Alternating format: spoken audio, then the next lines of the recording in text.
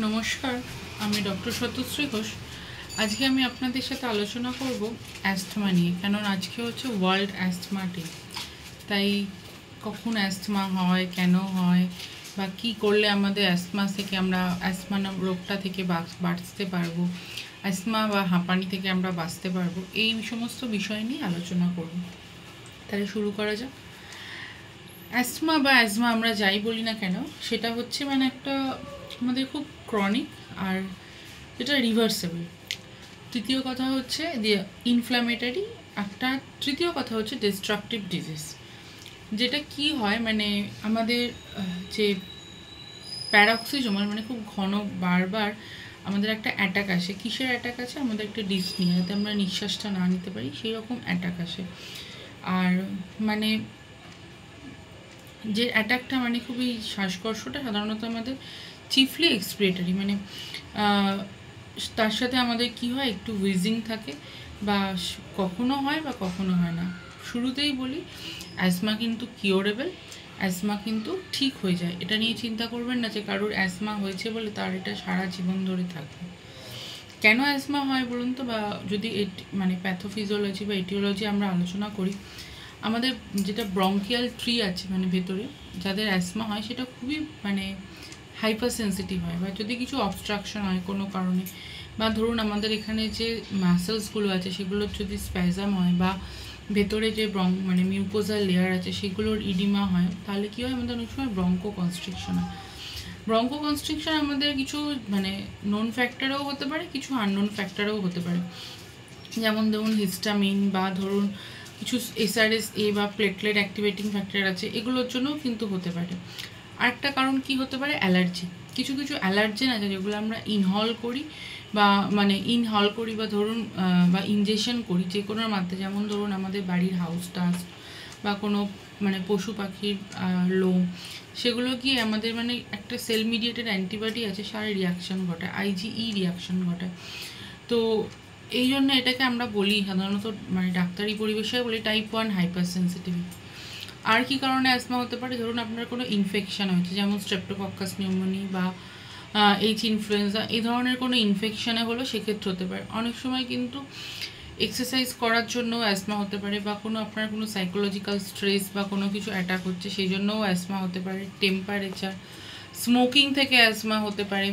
আরেকটা আমরা বলি কি মানে ক্যাটামেনিয়াল অ্যাজমা। এটা হচ্ছে কি কিছু মেয়েদের আছে তাদের প্রত্যেক মাসে মেন্সেসের ব্লিডিংয়ের টাইমই তাদের অ্যাস্থমিক অ্যাটাক আসে, সেটাকে আমরা বলি ক্যাটামেনিয়াল অ্যাজমা। কি হয় অ্যাজমা হলে?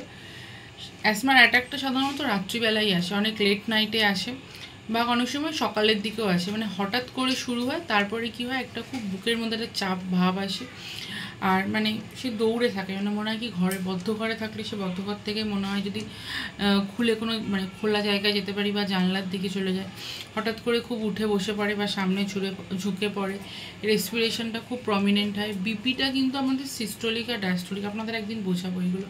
সিস্টোলিক প্রেশারটা খুবই বেড়ে থাকে। আমি সংক্ষেপে একটা জিনিস নিয়ে আজকে আপনাদের সাথে আলোচনা করব। আজ মানে বলতে ভুলে গেলাম একটা কথা, অ্যাসমা কিন্তু শুধু আমি আজকে এখানে ব্রঙ্কিয়াল অ্যাসমা আলোচনা করছি, কার্ডিয়াক অ্যাসমাও হতে পারে, বা রিনাল কজ থেকেও অ্যাসমা হতে পারে। আমি আজকে এখানে আপনাদের সাথে ব্রঙ্কিয়াল অ্যাসমাই আলোচনা করছি। একটা সংক্ষেপে একটা কি বলছি, যে যখন অ্যাকিউট সিভিয়ার অ্যাসমা হয়, অ্যাকিউট সিভিয়ার অ্যাসমা বা আমরা যেটাকে বলি কি স্টেটাস অ্যাস্থেমেটিকাস, কি হয় মানে এটা খুব সিরিজ অফ অ্যাসমিক অ্যাটাক হয়, মানে পরপর এই অ্যাটাকটা আসতেই থাকে, যার জন্য পেশেন্ট খুব এক্সস্টেড হয়ে থাকে। কি হয়, পুরো সিভিয়ার ব্রেথলেসনেস হয়ে যায়, কোনো কথা বলতে পারে না, তার সাথে খুব রেস্টলেসনেস থাকে, আর অ্যাংজাইটি থাকে, প্রচণ্ড পরিমাণে একটা মানে সেই ব্রঙ্কিয়াল সিক্রেশনটা খুব বেড়ে যায়। অনেক সময় সেন্ট্রাল সাইনোসিস মানে দেখা যায়, বা পালস রেটটা বেড়ে, তখন দেখতে মানে চেক করলে দেখা যায় পালস রেটটা বেড়ে 130 হতে পারে। এবার আসি কি করলে আমরা এই অ্যাসমা থেকে প্রতিরোধ করা যায়। প্রথমেই বলবো মাস্ক ব্যবহার করুন। যেখানে ধুলো বালি, বা ধরুন ঘরে কোনো সময় আমরা ধুলো বালিতে যাচ্ছেন বা বাইরে যাচ্ছেন, সবার আগে মাস্ক ব্যবহার করুন। যাদের যে সমস্ত খাবারে অ্যালার্জি আছে বা হাইপার সেন্সিটিভিটি আছে, সেই ধরনের খাবার খাবেন না। আর ধরুন যাদের ডিম, বেগুন, চিংড়ি মাছ এগুলোতে অ্যালার্জি হয়, সেগুলো এড়িয়ে চলুন। কী খাবেন তাহলে? ভিটামিন সি সমৃদ্ধ মানে খাবার খান, অরেঞ্জ, লেবু, কিছু শাকসবজি আছে যেমন তাতে অ্যান্টিঅক্সিডেন্ট বেশি থাকে, বা বিটা ক্যারোটিনযুক্ত খাবার খান। বিটা ক্যারোটিন কিসে বেশি থাকে? মিষ্টি আলু, যেটা আমরা রাঙা আলু বলি, তাতে কিন্তু বিটা ক্যারোটিন থাকে। বা ক্যারোটিন থাকে গাজরে, গাজর বা টমেটো খেতে পারেন। ভিটামিন ই সমৃদ্ধ খাবার খান। ভিটামিন ই কী করে বলুন তো? ভিটামিন ই আমাদের যে রেসপিরেটরি টিউবের যে মাসেলসগুলো আছে বা এই মানে যে ইয়েগুলো আছে, সেগুলোকে কিন্তু অনেক কন্ট্রাকশনে সাহায্য করে, জানেন তো? গ্রিন টি বা যদি র চাও খান, শুধু চা, তাতে কিন্তু আমাদের ব্রঙ্কিয়াল এয়ারওয়েগুলোকে অনেকটা শিথিল করে। এটা হলো। বা একটা জিনিস খেতে পারেন আমাদের খুব ঘরোয়া, এটা আমরা সবাই জানি, আদা খেতে পারেন।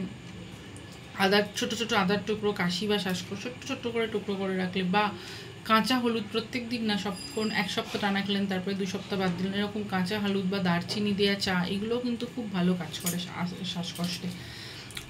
হোমিওপ্যাথি ওষুধ অ্যাজমার আমি একটা ভিডিওতে বলে শেষ করতে পারবো না, তাও বলবো ক্যালিকার বা ধরুন স্যাম্বিউকাস রাত্রে বাড়লে, রাত্রি 2টোর সময় হলে আর্সেনিকের কথা আমরা সবাই জানো, 3টের সময় হলে ক্যালিনাইট্রিকাম বা ক্যালিকার।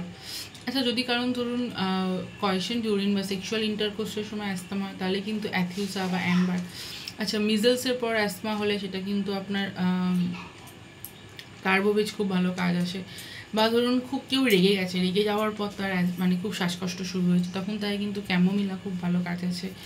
বা ধরুন কেউ মানে স্টুল ইউরিনেশনে যদি বলি, কারোর অ্যাসমা স্টুল পাস করলে যদি ভালো থাকে, তাহলে কিন্তু পোথোস, আমি আজকে একটা পেশেন্টকে প্রেসক্রাইব করেছি পোথোস, সেম প্রবলেম নিয়ে আমার কাছে এসেছিলো, পোথোস ফিটিডা 200। আমি জানি না পেশেন্টটা কেমন থাকে, পড়ানায় আপনাদের সাথে তার একটা ভিডিও শেয়ার করবো। বা যদি ধরুন চেলিডোনিয়াম, যদি ইউরিনেশন করার সময়, ইউরিন পাস করার সময় অ্যাসমা হয়, তাহলে কিন্তু চেলিডোনিয়াম খুব ভালো কাজ করে। আমি সংক্ষেপে এখানে ব্রঙ্কিয়াল অ্যাসমা নিয়ে আলোচনা করলাম, পরে কোনো সময় বাকি কিছু নিয়ে আরও ডিটেলসে আলোচনা করব। সবাই ভালো থাকবেন, সুস্থ থাকবেন, নমস্কার।